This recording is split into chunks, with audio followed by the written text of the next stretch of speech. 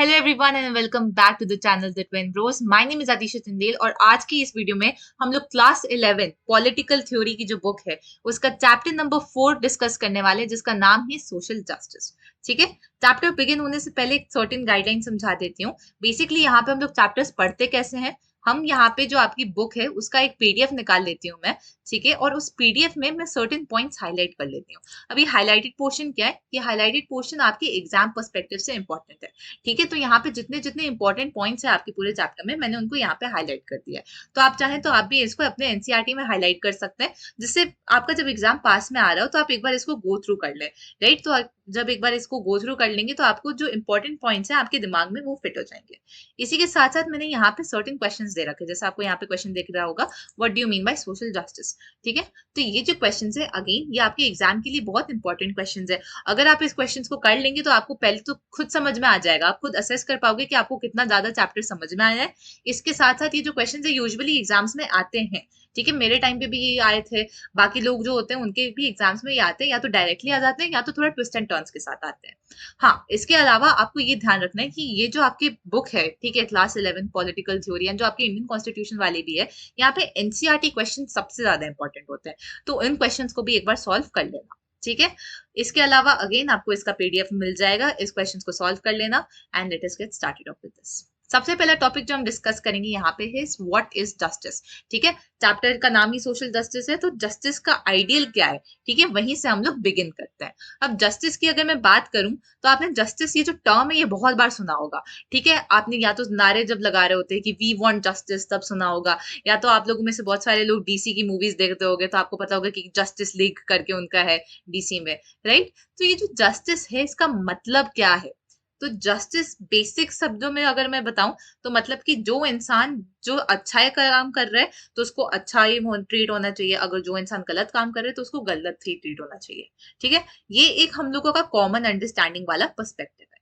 Right, इसके साथ साथ इंडियन सोसाइटी में कैसे था ये पहले, तो इंडियन सोसाइटी में जो जस्टिस था पहले वॉज कि एक सोशल ऑर्डर को मेंटेन करना। ठीक है, और वो सोशल ऑर्डर को मेंटेन कौन करते थे, प्राइमरी ड्यूटी रहती थी वो किंग्स एंड क्वींस की। ठीक है, क्योंकि पुराने टाइम में इंडिया में भी बहुत सारे किंगडम्स हुआ करते थे, तो किंग्स एंड क्वींस की प्राइमरी ड्यूटी रहती थी कि एक सोशल ऑर्डर को अच्छे से मेंटेन करना, जो आज के दिन भी हम लोग कह सकते हैं कि इंडियन कॉन्स्टिट्यूशन का एक काम ही है। ठीक है, वो भी जस्टिस के विदिन आ जाता है। इसके अलावा चाइना में एक बहुत पॉपुलर फिलोसोफर थे जिनका नाम था कॉन्फ्यूशियस। ठीक है, ये उनकी स्पेलिंग है नाम की, कंफ्यूज नहीं होना। तो कॉन्फ्यूशियस जो थे ये बहुत ज्यादा पॉपुलर फिलोसोफर थे, एंड इनका एक आइडिया था कि जो जस्टिस होती है वो तब मेंटेन हो पाएगी जब कोई इंसान अगर गलत काम कर रहा है तो आप उनको पनिश कर रहे हो, और अगर कोई इंसान अच्छा काम कर रहा है, ठीक है, तो आप उनको रिवॉर्ड कर रहे हो। तो यहाँ पे उन्होंने लिखा है punishing the wrong doers and rewarding the virtuous. तो उन्होंने कहा कि ये तरीका होता है जस्टिस को मेंटेन करना इन अ सोसाइटी। इसी के साथ साथ आपके 4th सेंचुरी में जो आपके ग्रीक फिलोसोफर्स थे, ठीक है, उन्होंने भी ये सब डिस्कस किया। तो प्लेटो ने इसके बारे में लिखा है अपनी किताब द रिपब्लिक में, जिसके बारे में हमने ऑलरेडी एक चैप्टर में मेंशन कर रखा है। स्टार्टिंग से जब हम पढ़ते आ रहे हैं इस बुक का मेंशन रह चुका है। तो इस बुक में बेसिकली क्या दिखा है कि सोक्रेटिस थोड़े यंग लोगों से बात कर रहे होते हैं, और वो यंग लोग बहुत ज्यादा परेशान होते हैं, और वो सोक्रेटिस के पास जाते हैं कि मतलब यार देखो, आप अपने आसपास देखोगे तो आपको लगेगा कि जो अनजस्ट लोग हैं they are more well off than the people who are just. इसका मतलब क्या है, आप लोग भी इससे रिलेट करेंगे। जो लोग होते हैं यूजुअली आप अपने सराउंडिंग में देखोगे जो लोग गलत काम करते हैं, राइट, फॉर एग्जाम्पल पॉलिटिशियंस। ठीक है, बहुत सारे ऐसे पॉलिटिशियंस होते हैं जो मतलब बहुत ज्यादा करप्ट होते हैं। ठीक है, तो वो क्या काम करते हैं, वो आपका वोट लेके ऊपर तो आ जाते हैं बट आपको कुछ काम नहीं करते हैं आपके टूवर्ड्स। ठीक है, वो भूल जाते हैं, सिर्फ इलेक्शन के टाइम पे उनको याद आता होगा। ठीक है, तो इनको इलेक्शन के टाइम पे याद आता है, वो सब कुछ भूल जाते हैं, एंड वो फिर मनी को वहीं से एक्सप्लॉइट करना शुरू करते हैं, मनी लेना शुरू करते हैं, लोगों को एक्सप्लॉइट करना शुरू करते हैं। बट टेक्निकली देखा जाए तो they are materialistically very well off, है ना, मतलब उनके पास बड़ी बड़ी गाड़ियां होती हैं, बड़े बड़े घर होते हैं, अच्छे अच्छे मतलब कपड़े पहनते हैं, बहुत ऐसे एकदम मतलब उनका स्टैंडर्ड ऑफ लिविंग बहुत हाई होता है। ठीक है, यही अगर दूसरे तरीके से देखें तो एक ईमानदार इंसान जो करप्शन में इन्वॉल्व नहीं होता है, वो इस इंसान जो है वो उस स्टैंडर्ड ऑफ लिविंग तक यूजुअली नहीं पहुंच पाता। ठीक है, कहीं ना कहीं उसको करप्ट होना पड़ जाता है। तो यहाँ पे बेसिकली आप अपने आसपास देखोगे तो ये होता है। ठीक है, जो गलत लोग होते हैं कभी कभी वो बहुत आगे निकल जाते हैं लाइफ में। तो ये सब देख के जो यंग लोग थे वो बहुत ज्यादा परेशान थे, वो सोक्रेटिस के पास जाते कि ये सही है क्या, ये सही हो रहा है क्या आसपास, तो मतलब क्या हम लोगों को भी अनजस्ट बन जाना चाहिए। तो सोक्रेटिस कहते हैं नहीं, ठीक है, अनजस्ट बनना इज नॉट द आंसर। ठीक है, वो कहते हैं कि अगर आप सब लोग अनजस्ट बन जाओगे, if everyone manipulated rules to suit their own interest, no one could be sure of benefiting from injustice. ठीक है, मतलब अगर सब लोग ही मतलब इनजस्टिस करते रह जाएंगे तो भाई जस्टिस रहेगी ही कहाँ। ठीक है, हर जगह तो इनजस्टिस ही होता रहेगा। ठीक है, हर जगह इनजस्टिस होता रहेगा तो ना ही वो लोग जो इनजस्टिस करके वो रिवॉर्ड चाह रहे थे वो भी नहीं मिल पाएगा उन लोगों को। उसके साथ साथ ही कोई भी सिक्योर नहीं रहेगा, ठीक है, अपने आप में। ठीक है, जो हम लोग ह्यूमन कॉन्ट्रैक्ट्स बनाते हैं एक दूसरे के साथ, सोशल कॉन्ट्रैक्ट्स में हम लोग जब एंगेज करते हैं तो वो सिक्योरिटी जो रहती है वो भी चली जाएगी। ठीक है, तो हमारे लॉन्ग लास्टिंग इंटरेस्ट में, हमारे ही इंटरेस्ट में है कि हम लॉ एंड ऑर्डर को ओबे करें। इसके साथ सोक्रेटिस ने ये भी बोला है कि जस्टिस का ये मतलब नहीं है कि जो आपको पसंद है लोग आप उनके साथ अच्छा एक्ट करते हो, और जो लोग आपको नहीं पसंद है आप उनके साथ बुरा एक्ट करते हो। जस्टिस का मतलब है कि you should be acting good towards all the people, irrespective of आपका क्या ओपिनियन है उनके टूवर्ड्स। ठीक है, फॉर एग्जाम्पल अगर कोई डॉक्टर है तो डॉक्टर को सबकी मदद करनी है। ठीक है, डॉक्टर नहीं कह सकता कि मुझे इसकी मदद नहीं करनी, मुझे उसकी मदद नहीं करनी। इसी के साथ साथ मतलब जो आपके किंग्स होते हैं, ठीक है, या फिर गवर्नमेंट होती है आपकी, वो भी ये नहीं कह सकती कि नहीं मुझे आपकी मदद नहीं करनी है, मैं तो इसी इंसान की मदद करूँ। तो ये जो जस्टिस का आइडिया है कि बहुत टाइम से इवॉल्व होता जा रहा है। ठीक है, हम लोग ने एंशिएंट इंडिया में किंग्स एंड क्वींस के सिस्टम की बात कर ली, हम लोगों ने एंशिएंट फिलोसोफर्स की बात कर ली, पर आज की डेट पे हम लोग जस्टिस को कैसे देखते हैं? आज की डेट में हम लोग का जो जस्टिस का पॉइंट ऑफ व्यू है वो एक जर्मन फिलोसोफर थे इमानुअल कांट, ठीक है, उनसे रिजेंबल करता है। इसमें बेसिकली उन्होंने कहा था कि ह्यूमन बींग्स जो होते हैं ना, दे पोजेस डिग्निटी। अच्छा, अब डिग्निटी क्या होती है? डिग्निटी अगर मैं कहूं कि I want to be treated with dignity, इसका मतलब ये है कि मैं चाहती हूँ कि मुझे रिस्पेक्ट के साथ ट्रीट किया जाए, मुझे इक्वली ट्रीट किया जाए लोगों का। ठीक है, मतलब ये नहीं होना चाहिए कि मेरे पास राइट टू वोट नहीं है। ठीक है, मेरे पास पॉलिटिकल राइट्स भी होने चाहिए। I should have the right to express myself. ठीक है, आपका जो फ्रीडम ऑफ एक्सप्रेशन है, उसके साथ साथ आई शुड हैव द राइट कि कोई मेरे को आके मेरे को डिस्क्रिमिनेट ना करे। ठीक है, कोई मेरे को ना बोले कि तुम तो लड़की हो तो तुमको मतलब सिर्फ घर पे ही रहना चाहिए, पढ़ाई वढ़ाई मत करो। तो वो सारी चीजें जो आ जाती हैं वो इंश्योर करती है कि मेरे पास डिग्निटी हो। ठीक है, तो आज की डेट पे जस्टिस का ये मतलब नहीं है कि सिर्फ जो इंसान ने कुछ अच्छा किया तो उसको हमने कुछ मतलब उसको रिवॉर्ड दे दिया, किसी ने कुछ गलत किया तो हमने उसको पनिश कर दिया। नहीं, वी नीड टू इंश्योर कि हर तरीके से इंसान एक डिग्निफाइड लाइफ जी पा रहा है। ठीक है, कि वो डिस्क्रिमिनेट नहीं हो रहा है, उसके पास फ्रीडम ऑफ एक्सप्रेशन है, पॉलिटिकल राइट्स है, इकोनॉमिक राइट्स हैं, इक्वल अपॉर्चुनिटीज दी जा रही हैं, and the only way he is different from other people is on the basis of his talents. ठीक है, मतलब कि टैलेंट्स वगैरह के बेसिस पे ही आपका डिफरेंस आ जाता है, वरना आप लोग सब इक्वल हो। अब जस्टिस जो है, जस्टिस हम ये कह सकते हैं एक एंड गोल है। ठीक है, ऑनगोइंग प्रोसेस भी है पर एक एंड गोल भी है। ठीक है, कि हम चाहते हैं कि एक जस्ट सोसाइटी हो। अब ये जो जस्ट सोसाइटी जो है उसको हम पहुंचे कैसे? ठीक है, किस प्रिंसिपल को यूज करें, किस रास्ते को यूज करें कि हम वहां पे पहुंच सकते हैं? तो यहाँ पे आपके बुक में 3 मेन रास्ते दिए हैं, जिसमें से सबसे पहला रास्ता है इक्वल ट्रीटमेंट फॉर इक्वल्स। ठीक है, पॉलिटिकल साइंस की अगर हम बात करें तो बचपन से लेके आपके कॉलेज में भी जब आप जाओगे, ठीक है, तो आपको पॉलिटिकल साइंस का बेसिक आइडिया क्या है? ठीक है, जब डेमोक्रेसी वगैरह पढ़ रहे होते हैं, बेसिक आइडिया इज कि all human beings are equal to one another. ठीक है, irrespective of whatever background they belong to. ठीक है, तो ये हमारा हमेशा से एक बेसिक आइडिया रहा है। तो ये बेसिक आइडिया जो है कि हर इंसान एक दूसरे के मतलब इक्वल होता है, ये कहाँ से स्टेम होता है? It stems from are shared certain characteristics. ठीक है, एज ह्यूमन बींग्स, मतलब कि हम ह्यूमन बींग्स है, ये हम सबका एक शेयर्ड कैरेक्टरिस्टिक है। ठीक है, और उसी रीजन से हम सबको इक्वली ट्रीट होने की जरूरत है। ठीक है, हमारी जो बेसिक नीड्स है, हमारा खाना पीना, education, health care facility, minimum wage, ये सब जो है वो इक्वल ही हो गया ऑलमोस्ट। ठीक है, तो उसके लिए हमको इक्वली ट्रीट होना चाहिए। आज के दिन पे बहुत सारी ऐसी लिबरल डेमोक्रेसीज हैं, ठीक है, इंक्लूडिंग इंडिया, जहां पे आपको सिविल राइट्स को भी इंक्लूड किया जाता है। ठीक है, आपको राइट टू वोट दिया जाता है, आपको राइट टू लाइफ दिया जाता है। राइट ऑफ लाइफ हमारा आर्टिकल 21 है। ठीक है, लिबर्टी के राइट्स होते हैं, प्रॉपर्टी के राइट्स होते हैं, पॉलिटिकल राइट्स जैसे मैंने आपको बता दिया, राइट टू वोट। ठीक है, इसके साथ साथ सोशल राइट्स कि आपको कोई डिस्क्रिमिनेट नहीं कर रहा है, आपके पास इक्वल अपॉर्चुनिटीज है इररिस्पेक्टिव ऑफ आपका जो भी कम्युनिटी से बिलोंग करते हो। ठीक है, तो बेसिकली यहाँ पे इक्वल राइट्स की जब हम बात करते हैं, इसका मतलब है treating people equally irrespective of वहां किसी भी मतलब कम्युनिटी से आए, आप उनको डिस्क्रिमिनेट नहीं कर सकते। मतलब कि अगर दो लोग हैं वो इक्वल पोजीशन पे हैं, वो इक्वल काम कर रहे हैं, आपको उन दोनों को इक्वली आपको रिवॉर्ड भी करना है। ठीक है। यूजुअली क्या होता है, आप देखोगे कि विमेन जो होती हैं they are usually paid lesser than men. ठीक है, तो इसको हम कहते हैं वेज गैप। तो women are usually paid lesser than men for equal work. तो ये जो होता है इसको कर्व करने का काम यहीं पे आ जाता है कि नहीं, women and men are both equal to one another. उनको अगर वो इक्वल काम करे तो इक्वल पे भी होना चाहिए। दूसरा रास्ता जो है, दूसरा प्रिंसिपल जो है जस्टिस का, दैट इज प्रपोर्शनेट जस्टिस। अब प्रपोर्शनेट जस्टिस क्या होता है, इसको भी एक एग्जांपल से समझते हैं। अगर मैंने आपको कहा कि आपकी जो पूरी क्लास है 30-40 स्टूडेंट्स की, ठीक है, आप सब एक हम देखा जाए तो आप सब लोग सिटीजन हो इंडिया के, ठीक है, most of you will be inevitably citizen of India.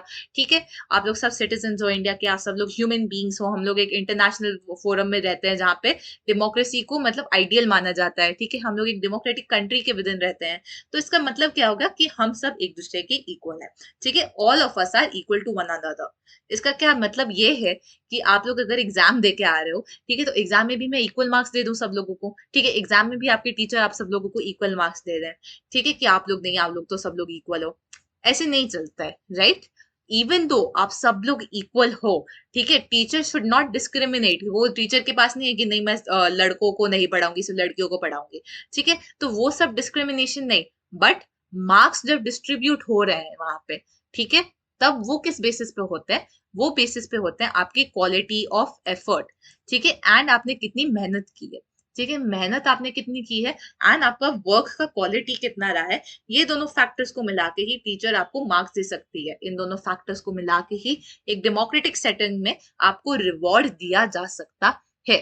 ठीक है, तो इसलिए हम लोग कहते हैं कि just because people are equal to one another does not mean कि आप मतलब वहां पे जाओ और उन लोगों को मतलब इक्वली आप उन लोगों को मतलब मार्क्स दे दो या फिर इक्वली पे कर लो। नहीं, अगर दो लोग सेम पोजीशन पे हैं बट एक इंसान ज्यादा काम करता है, ठीक है, वो ओवर टाइम रह रहा है, तो उसको ज्यादा ओवर टाइम के पैसे भी मिलने चाहिए एंड बोनस भी ज्यादा मिलना चाहिए as compare to other person, because obviously work quality and effort ज्यादा है उस तरफ। तो ये यहाँ पे हमको ध्यान रखना है। आगे बढ़ते हुए, रिकॉग्निशन ऑफ स्पेशल नीड। ठीक है, दो प्रिंसिपल्स हमने ऑलरेडी स्टडी कर लिए। थर्ड प्रिंसिपल जो है हमारा, that is recognition of special need.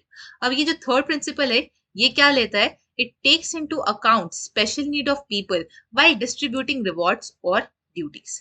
इसका क्या मतलब है, आप देखो कि अपने अराउंड, इवन तो मैंने कह दिया कि हम लोग सब लोग इक्वल हैं, क्या हम लोग सच में इक्वल है? हम लोग ने इक्वालिटी वाले चैप्टर में इसको ऑलरेडी डिस्कस कर रखा है ना। तो आप लोग कहोगे मोस्ट ऑफ यू, अगर आपने वो चैप्टर ढंग से समझा है, कि नहीं, हम लोग बहुत ज्यादा इनइक्वालिटी हमको देखने को मिलती है हमारे कंट्री में टिल डेट। ठीक है, एंड इसका रीजन क्या है, दो रीजन है। एक तो हमारे पास होती है नेचुरल इनइक्वालिटी, एक होती है हमारे पास सोशल इनइक्वालिटी। नेचुरल इनइक्वालिटी होती है कि जो लोग हैं जिनके पास मतलब हम कह सकते हैं फिजिकल डिसेबिलिटीज हैं, ठीक है, लैक ऑफ एक्सेस है ड्यू टू देयर एज, या फिर उनको गुड एजुकेशन नहीं मिल पा रहा है वगैरह। तो ये सब जो होती हैं, ये जो होती है, ये स्पेशल उनको ट्रीटमेंट देना जरूरी हो जाता है इन लोगों को। ठीक है, because you can not expect ना कि एक इंसान मतलब जो मतलब जिसको इंटेलेक्चुअल डिसेबिलिटी है एंड अनदर स्टूडेंट जिसको नहीं है इंटेलेक्चुअल डिसेबिलिटी, कि वो दोनों इक्वली परफॉर्म करेंगे एक पेपर में। ठीक है, similarly you can not expect somebody who has mobile disability, ठीक है, मतलब चलने वलने में प्रॉब्लम होती है, to perform as well as somebody जिसके पास नहीं है वो मोबाइल डिसेबिलिटी। तो ये सब चीजों को ध्यान पे रखना होता है हमको। ठीक है, तो यहाँ पे हम ये नहीं कह सकते कि हमको सबको इक्वली ट्रीट करना है। हमको देखना पड़ेगा किसको ज्यादा जरूरत है, अगर जरूरत है तो उसको सप्लीमेंट करना पड़ेगा। एंड ये जो है, ये एक टर्म है जो हमने इक्वालिटी में पढ़ा था, जो था अफर्मेटिव एक्शन। ठीक है, अफर्मेटिव एक्शन, जहां जरूरत है वहां पे हम लोग और मतलब सपोर्ट प्रोवाइड करें। तो ये एग्जैक्टली यहीं पे ये सब लिखा हुआ है। The principle of taking account of the special needs of people does not necessarily contradict the principle of equal treatment so much as extended, because the principle of treating equals equally could imply that people who are not equal in certain important respects could be treated differently. अब इसका मतलब क्या है, कि basically ये कह रहा है कि आप में से बहुत सारे लोग भी कहोगे कि क्यों हम लोग उनको ज्यादा मतलब रिसोर्सेज प्रोवाइड कर रहा है। ठीक है, ऐसा क्यों है, ये तो इनइक्वालिटी हो गई है ना, ये इक्वली तो आप लोग ट्रीट नहीं कर रहे हो। आप लोग कहते आए हो कि justice means treating everybody equally, but ये तो ट्रीट आप इक्वली नहीं कर पा रहे हो। तो यहाँ पे बेसिक यहाँ पे सिस्टम जो है, दैट इज कि ये जो है, ये हम इनइक्वालिटी नहीं कहेंगे। इनफैक्ट हम ये कहेंगे this is a step towards equality. क्यों? क्योंकि आप इंश्योर कर रहे हो कि कोई जो कम्युनिटी है, ठीक है, कोई ग्रुप ऑफ पीपल है, वो पीछे नहीं रह जा रहे हैं। Because of their natural and social inequalities. ठीक है, ये वाला टॉपिक अगर आपको और अच्छे से समझना है, आप इक्वालिटी वाले चैप्टर में हमने अफर्मेटिव एक्शन भी डिस्कस किया है, उसको आप देख सकते हैं। ठीक है, इसके बाद यहाँ पे यही लिखा हुआ है कि हमको equal treatment of equals and जो रिकॉग्निशन ऑफ डिफरेंट एफर्ट्स होते हैं, provision of minimum standard of living होती है, ये सारे पार्ट्स हैं हमारे जस्टिस के टूवर्ड्स। ठीक है, बट ये बोलने में तो हमें बहुत आसान लगता है कि हाँ ये पार्ट्स होते हैं, इन पार्ट्स को हम लोगों को सबको ढंग से देखना पड़ेगा, बट इसको यूजुअली आपको इम्प्लीमेंट करने में बहुत इशू होगा, right? Specially in a country like India, हमारे पास इतनी डाइवर्सिटी है, इतने डिफरेंट डिफरेंट टाइप ऑफ लोग हैं, इतने सारी प्रॉब्लम्स हैं हम लोगों के पास। ठीक है, तो उसको डील करने के लिए हम लोग क्या करेंगे, हमको इंश्योर करना पड़ता है कि एक मतलब स्मूथली उसको हम लोग रेगुलेट कर पाए, और वो स्मूथली रेगुलेट करना एक डेमोक्रेसी में एक बहुत हम लोग कह सकते हैं टीडियस काम है, राइट? और ये काम जो है ये आपका आ जाता है, गवर्नमेंट का काम है। ठीक है, कि आप एक हार्मनी ला सके अपनी सोसाइटी के विद। नेक्स्ट टॉपिक जो है दैट इज जस्ट डिस्ट्रीब्यूशन। ठीक है, अब इक्वालिटी जो आपको प्रोवाइड कर दी है गवर्नमेंट ने, ठीक है, आपको पॉलिटिकल इक्वालिटी है कि okay fine, you have the right to speech, you have the right to go and vote जब आप अडल्ट बन जाते हो, बट यहाँ पे बात खत्म नहीं होती है।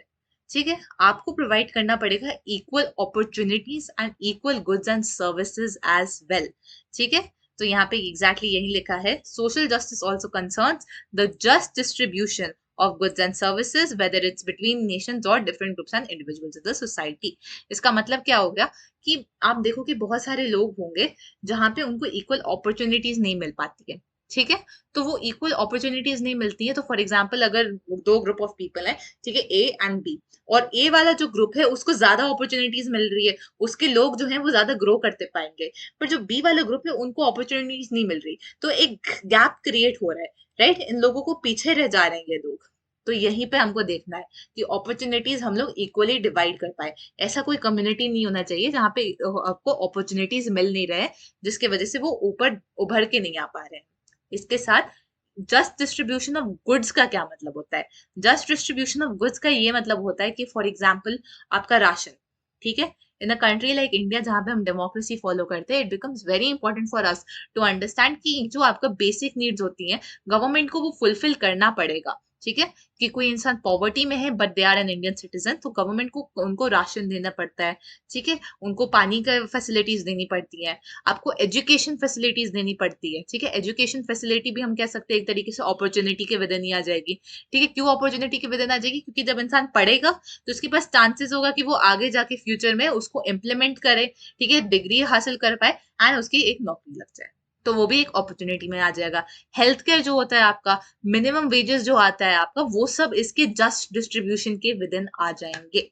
ठीक है, बट अगेन जैसे मैंने आपको पहले बोला कि it is not a smooth functioning, बहुत ज्यादा इश्यूज आते हैं, डिफरेंसेस ऑफ ओपिनियन हमेशा आते हैं, और कभी कभी इतने हद तक आ जाते हैं कि इतना फियर पैशन हो जाता है सोसाइटी में कि वायलेंस पे लोग उतर आते हैं। ठीक है, तो यहाँ पे बेसिकली बहुत सारे लोग होंगे जो मतलब एक कम्युनिस्ट आइडियोलॉजी में बिलीव करते होंगे कि सब इक्वल, बहुत होंगे जो सोशलिस्ट में होंगे, बहुत सारे लोग होंगे जो कैपिटलिस्ट में होंगे। ठीक है, क्योंकि ये सारी चीजें डील करती है विद डिस्ट्रीब्यूशन ऑफ गुड्स, है ना?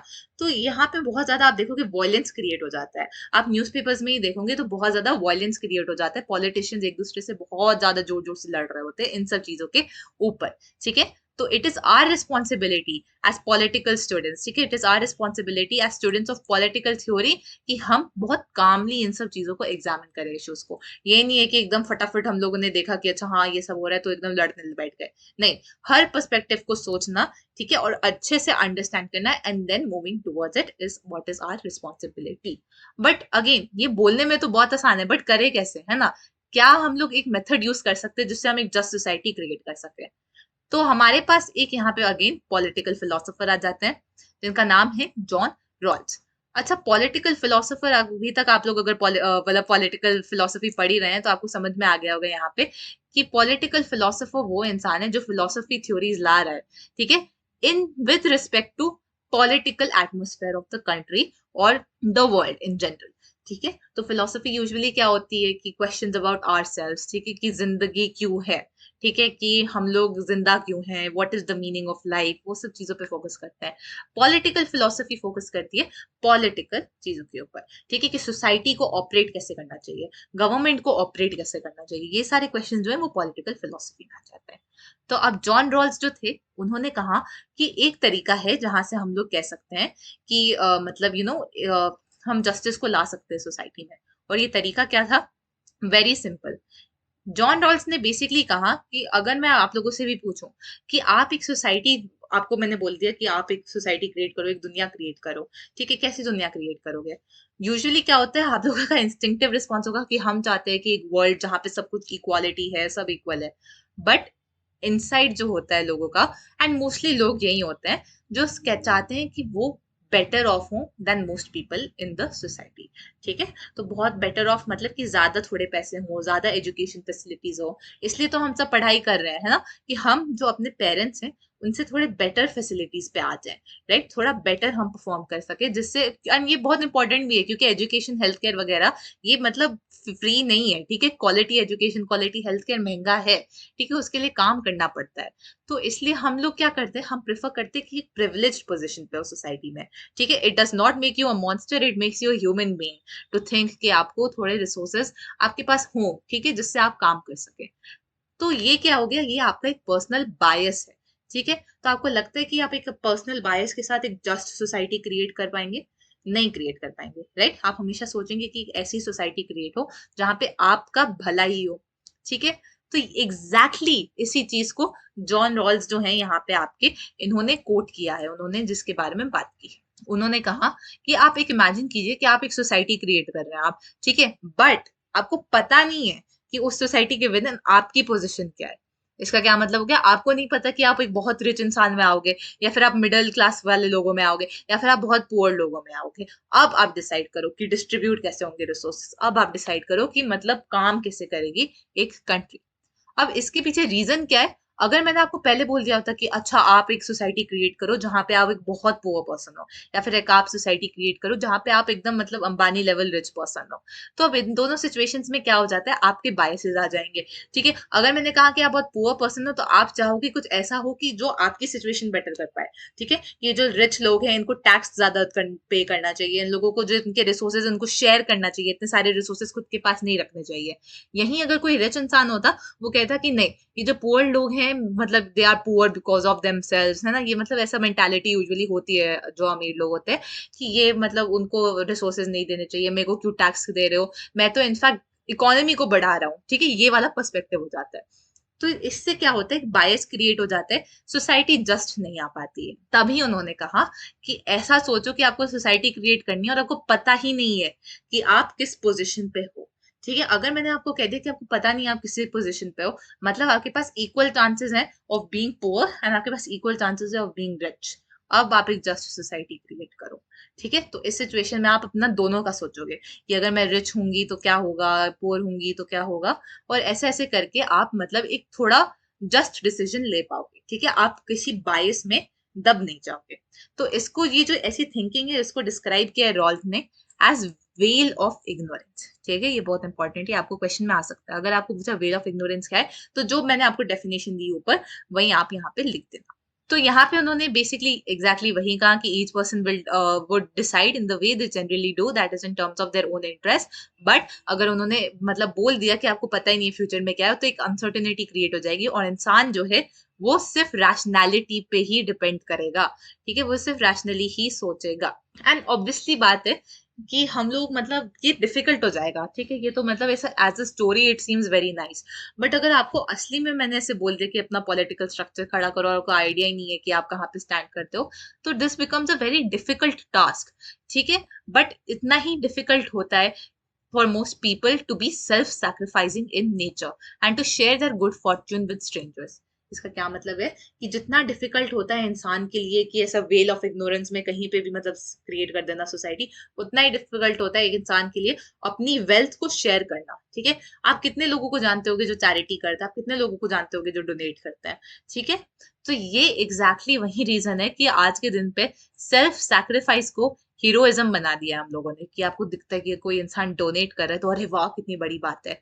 ऑल्दो अगर आप मतलब हमारे पूर्वजों को देखोगे तो वो बहुत कॉम्युनली रहते थे, ठीक है, कहीं ग्रीड नहीं था, उनको जितना चाहिए था रिसोर्सेज से वो उतना लेते थे, उनको जितना मतलब वापस देना था उतना वापस देते थे, ठीक है, कुछ ग्रीड वगैरह नहीं था। तो बेसिकली यहाँ पे यही बोला गया है कि जो मेरिट है आपकी वेल ऑफ इग्नोरेंस, मेरिट मतलब जो इसका मतलब एडवांटेज है एक तरीके से, इसका ये एडवांटेज है कि इंसान जो है वो रैशनली ही सोचेगा, ठीक है, वो इमोशनली बायस वगैरह में नहीं आएगा, वो रैशनल सोचेगा, रैशनली लॉज एंड पॉलिसीज को बनाएगा, ठीक है। तो हम कह सकते हैं कि ये जो वेल ऑफ इग्नोरेंस पहनना है, ये फर्स्ट स्टेप है हमारा टूवर्ड्स अंडरस्टैंडिंग कि कैसे फेयर लॉज एंड पॉलिसीज को लाना है हम लोगों को, ठीक है। आगे बढ़ते हुए रैशनल एक्शन, बेसिकली हम लोग समझ गए कि रैशनैलिटी से एक्ट करना जरूरी है। आगे बढ़ते हुए नेक्स्ट टॉपिक है आपका परस्यूइंग सोशल जस्टिस, ठीक है। तो परस्यूइंग सोशल जस्टिस ये जो आपका टॉपिक है, इसके विद इन आता क्या है एग्जैक्टली, अगेन यही हो गया कि आपको जस्टिस को किस पाथ के थ्रू जाके आपको परस्यू करना है, ठीक है, आप कौन सा रास्ता लोगे to achieve this social justice, और ये यहीं पे एग्जैक्टली आ जाता है। तो अगेन मैंने आपको बहुत टाइम से, यही होता है हमेशा हर डिस्कशन में कि in a country like India debates are bound to happen, ठीक है, हर इंसान के पास डिफरेंट पर्सपेक्टिव होएगा, ठीक है, कि हम लोगों की सोसाइटी इतनी ज्यादा अनजस्ट है कि रिच लोग हैं, पुअर लोग हैं, ठीक है, इतना ज्यादा डिवाइड क्रिएट हो चुका है कि हर इंसान का डिफरेंट पर्सपेक्टिव होगा कि हमको सोशल जस्टिस अचीव कैसे करना होगा। एंड हम सब जानते हैं ये किस मतलब किस चीज से ब्लाइंडेड होगा, blinded by our own biases, ठीक है। तो ये सब जब होता है तो हम लोगों को एक हम कह सकते हैं एक ऑब्जेक्टिव मेजरमेंट ले सकते हैं, ठीक है, और हम लोग कह सकते हैं कि हमको एक मिनिमम कंडीशंस हमको अचीव करनी चाहिए in a society for the people, ठीक है, मतलब कि जैसे मैंने आपको बोल दिया कि इन अ कंट्री मतलब गवर्नमेंट का काम होता है फॉर डेमोक्रेटिक कंट्रीज कि हर इंसान का मिनिमम कंडीशन वो फुलफिल कर सके। अब ये मिनिमम कंडीशन क्या है, ये मिनिमम कंडीशन कौन सेट करता है, कौन सी बॉडी है जो बोलती है कितना मतलब आपको इतना राशन देना चाहिए, इतना पानी देना चाहिए, इतना एजुकेशन देना चाहिए, इतनी हेल्थ केयर फैसिलिटीज देनी चाहिए, ठीक है। तो बहुत सारी ऐसी ऑर्गेनाइजेशन है, सबसे प्रोमिनेंट अगर हम ऑर्गेनाइजेशन की बात करें तो जैसे इंटरनेशनल ऑर्गेनाइजेशन जैसे WHO हो गया, ठीक है, ये अपना डेटा निकालती हैं। इंडिया के विद इन बहुत सारी ऑर्गेनाइजेशन होगी, आपकी जो गवर्नमेंट होती है उसमें कमिटीज होती हैं बहुत सारी जो ये सब चीजों का ध्यान रखती हैं, ठीक है। ये बताते कि कितना अमाउंट ऑफ नरिशमेंट, कितना अमाउंट ऑफ खाना, कितना अमाउंट ऑफ हाउसिंग, कितना अमाउंट ऑफ पानी का supply, education, minimum wage important है so as to achieve minimum condition of मतलब लाइफ, ठीक है, कि मिनिमम कंडीशन जो गवर्नमेंट कर पा रही है। बट यूजुअली क्या हो जाता है कि ये सब करना ना गवर्नमेंट के ऊपर बहुत एक हैवी बर्डन हो जाता है, ठीक है, specifically in a country like India जहाँ पे हमारे पास पॉवर्टी इतनी ज्यादा है, ठीक है, कुछ 22% of people fall in poverty and even those who are above poverty, ठीक है, वो भी बहुत ज्यादा वेल टू डू नहीं है, तो बहुत ज्यादा डिस्क्रिपेंसी है हमारी कंट्री में। तो इससे क्या होता है कि एक डिबेट खड़ी हो जाती है, ठीक है, कि किस तरीके से हम लोग इस चीज को अचीव कर सकते हैं, किस तरीके से हम लोग बेसिक मिनिमम प्रोवाइड कर सकते हैं लोगों को। तो यहाँ पे दो पर्सपेक्टिव हैं जो आपकी किताब में दिए हैं, यही दो पर्सपेक्टिव यूजुअली गाइड करते हैं इस चीज को। अब ये दो पर्सपेक्टिव क्या है, सबसे पहले तो perspective of free market and दूसरा है जो पर्सपेक्टिव हो गया आपका रेगुलेशन का, ठीक है। अब free market versus state intervention हम इसको कह सकते हैं फॉर्मल टर्म में। तो बेसिकली फ्री मार्केट का मतलब होता है कि स्टेट रेगुलेशन बहुत कम हो जाए, ठीक है, मतलब मार्केट खुद में ऑपरेट कर रहे, गवर्नमेंट का जो इन्वॉल्वमेंट में है उसमें कम हो जाए। अब इसका मतलब क्या हो गया, तो आप सोचोगे कि मैं तो जब भी मार्केट में जाता हूँ शॉपिंग करने के लिए, ऐसा थोड़ी है कि मोदी जी आके मेरे को कुछ कह रहे होते हैं, मैं तो आराम से फ्री मार्केट में शॉपिंग करके आ रहा हूँ, ऐसा नहीं होता है, ठीक है। फ्री मार्केट का मतलब होता है कि विद इन कंट्री या फिर आउटसाइड ऑफ कंट्री आपको सर्टेन टैक्स देना होता है, राइट, जीएसटी अप्लाई होता है आपके वो जो आप गुड्स खरीदते हो। उसी के साथ साथ जब आप इंटरनेशनली इंपोर्ट एक्सपोर्ट कर रहे हो तब तो और ज्यादा टैक्स लगता है, तो टैरिफ लगता है पूरा, ठीक है। तो उस चीज को रेगुलेट करना, तो वो सब चीजें जो होती हैं वो आपकी आती हैं स्टेट इंटरवेंशन में, ठीक है, कि टैक्सेस लगा रहे हैं। तो जो गवर्नमेंट है अगर उसने कहा कि हम इतना ज्यादा टैक्स लगा रहे हैं, कभी को बहुत सारे प्रोडक्ट्स होते हैं जिसमें 100% टैरिफ होता है, मतलब कि जो प्रोडक्ट अगर 5 रुपए का है तो उसका 100% मतलब कि वो 10 रुपए का बिकेगा अब। तो ये सब काम जो होता है ये गवर्नमेंट करती है, टैरिफ डिसाइड करना कि कितने मतलब टैक्स लगना चाहिए किस गुड्स पे, ठीक है। तो फ्री मार्केट कहते हैं कि ये जो गवर्नमेंट का काम है ये हटाओ। इसके अलावा एक और तरीका होता है गवर्नमेंट का, वो होता है कोटा सिस्टम, ठीक है, कि एक टाइम पे हम लोग सिर्फ मतलब कुछ इतना ही हम लोग इम्पोर्ट कर सकते हैं और इतना ही हम लोग एक्सपोर्ट कर सकते हैं। तो इससे क्या होता है, अगेन मार्केट की पोटेंशियलिटी नहीं बढ़ पाती है, तो वो भी फ्री मार्केट कहता है ये भी हटाओ, ठीक है। इसके साथ साथ विद इन मार्केट जो होता है आपकी विद इन कंट्री मार्केट्स जो होती हैं इसमें जीएसटी लगाया जाता है, ठीक है। आप देखोगे कि बहुत बार मतलब अभी जैसे किसान आंदोलन हो रहा था, ठीक है, वो इसी के ऊपर हो रहा था कि आप कैसे एक्सपेक्ट करते हो कि फार्मर्स मतलब एक प्राइवेट सेक्टर में जा सके, क्योंकि वो कह रहे थे उनके अकॉर्डिंग कि फार्मर्स जो है अगर वो प्राइवेट में जाएंगे तो उन लोगों का जो मतलब वो एक्सप्लॉइट हो जाएंगे। आप गवर्नमेंट सेटिंग में जाके आप गवर्नमेंट में मंडीज में आप बेचते हो तो गवर्नमेंट एक प्राइस सेट करती है, ठीक है, कि ये मिनिमम प्राइस है, इस प्राइस पे फार्मर को देना ही देना कंपलसरी है, इसके नीचे आप नहीं दे सकते हो फार्मर को, ठीक है। तो ये जो मिनिमम प्राइस सेट करने वाला काम होता है ये गवर्नमेंट का हो जाता है। फ्री मार्केट कहता है कि इसको भी छोड़ दो, ठीक है। तो ये बेसिक यहाँ पे पर्सपेक्टिव है। अब इसको अच्छे से इन डेप्थ समझते हैं।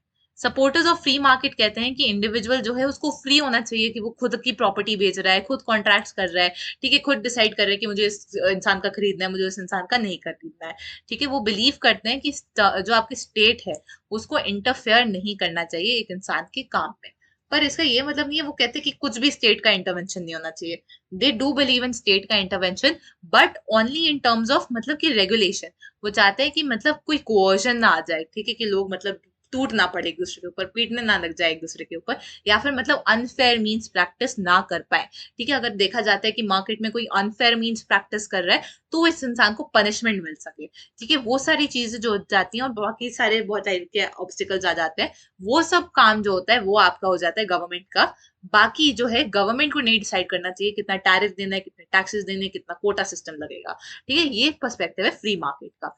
वो चाहते हैं क्या है, वो चाहते हैं कि जो बेसिक स्टैंडर्ड ऑफ लिविंग है ये मिलना चाहिए लोगों को, बट कैसे मिलना चाहिए, through private sector as well, ठीक है। प्राइवेट एजेंसीज को भी उन्होंने कहा है कि प्राइवेट एजेंसीज भी बढ़ेंगी तभी आपके ये रिसोर्सेज सब लोगों को जाके मिलेंगे, ठीक है।